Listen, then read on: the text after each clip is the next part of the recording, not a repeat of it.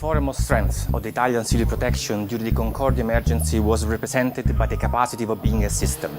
Such capacity has been appreciated by everyone, including the international community. A multidisciplinary approach flexible to various themes has allowed to connect seemingly distant activities with the most traditional civil protection operations.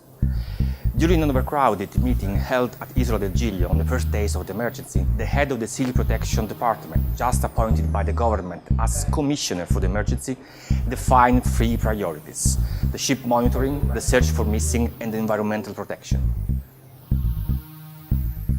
That was the moment when the entire system and the international partners got to understand what that journey actually entailed. A 300 meters long wreck of over 100,000 gross tons that needed to be removed, requiring a one-of-a-kind operation for the most advanced marine engineering worldwide. During the following 30 months, all that required a job that demanded a strong commitment by the Italian civil protection system. As everyone may recall, on the night of the 13th of January 2012, the Costa Concordia, with over 4,000 people on board, hit a rock off Isola del Giglio, starting to list and take on water. Following the evacuation order, salvage at sea operations immediately took place. At the same time, the civil protection system was activated and provided assistance to the evacuated passengers on dry land. Right from the start, the Giglio community worked alongside the rescuers to provide welfare to the people affected by the accident. The death toll was heavy. 32 people died, and in the following months, a scuba diver lost his life during the operation on a shipwreck. Despite the search for missing, which lasted months and carried out on several occasions, one of the bodies is yet to be found.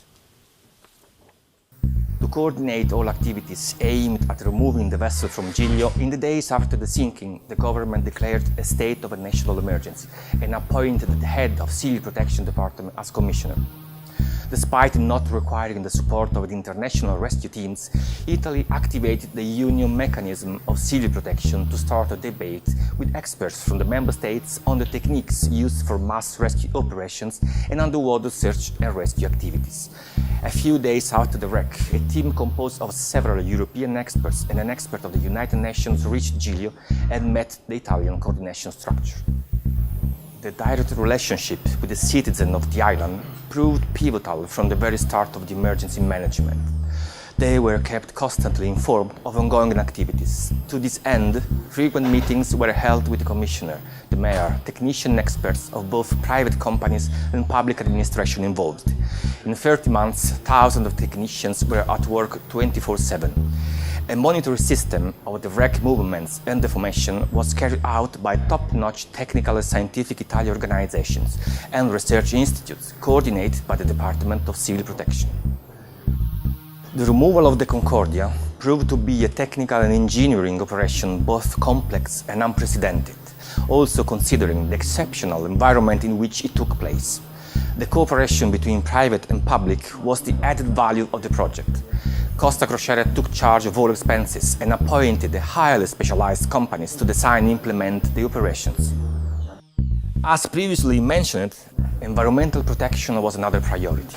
An anti-pollution plan was immediately activated for the entire duration of the operation. Institutes for environmental protection carried out about 4,000 water quality and seabed sampling without detecting any significant alteration of the parameters. 2 months after the tragic accident, the first phase to secure the wreck, the so-called bunkering, had ended.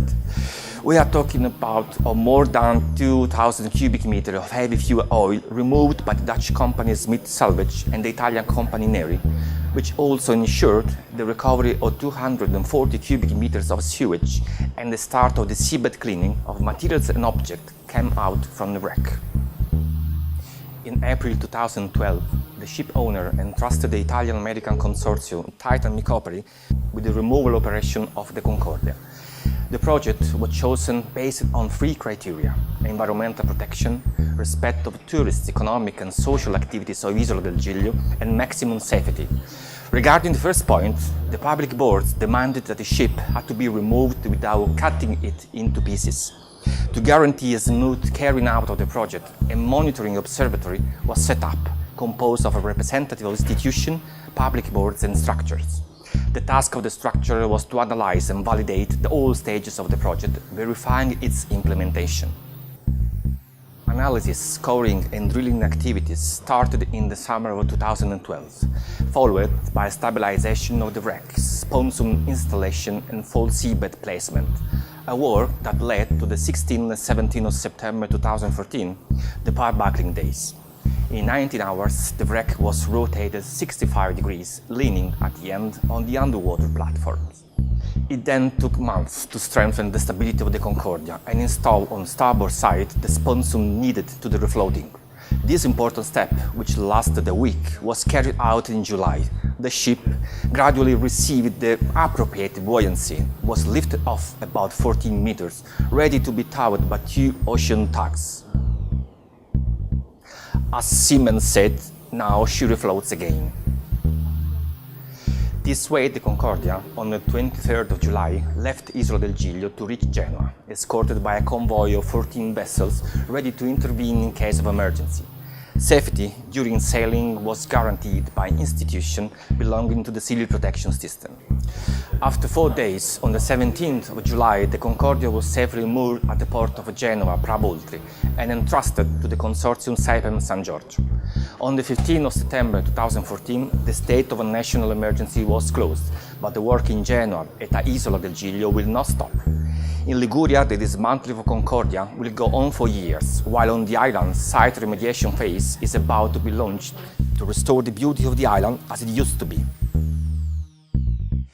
The peculiarity of the emergency management resides in a series of features almost unique, which confirm the efficiency of the civil protection organization and its adaptability. The flexibility, in short, is the added value of the civil protection system as it is structured in Italy.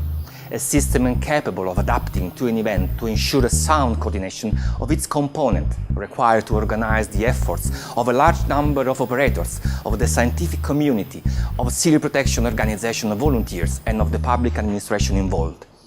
The dominant feature lies in the possibility given to the head of the Civil Protection Department to ensure a unified response and the ability to lead the entire national civil protection system.